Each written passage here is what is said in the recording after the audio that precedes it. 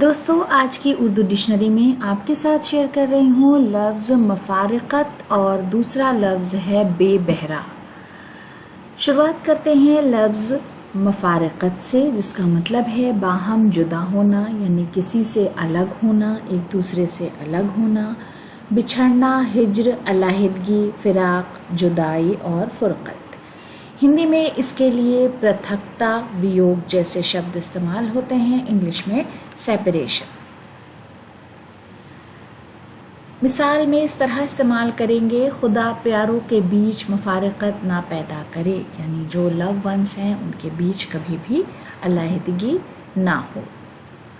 اس کے بعد دوسرا لفظ ہے بے بہرا، جس کا مطلب ہے بے سہارا، محروم، بدقسمت اور غریب، ونچت، ابھاگا، دردر اور نردھن، ڈپرائیوڈ آف بینیفٹ، ان لکی اور پور جیسے الفاظ کے لیے ہم استعمال کرتے ہیں۔ مثال میں اس طرح استعمال کریں گے، کبھی کبھی انسان جذبات سے بے بہرا ہو جاتا ہے، محروم ہو جاتا ہے، ونچت ہو جاتا ہے۔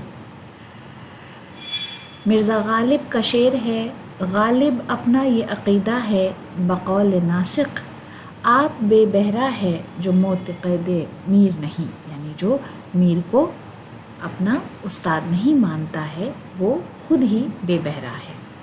تو دوستو اسی شعر کے ساتھ آج کا ویڈیو ختم کرتے ہیں، اگلے ویڈیو میں آپ سے پھر ملاقات ہوگی۔ بہت بہت شکریہ۔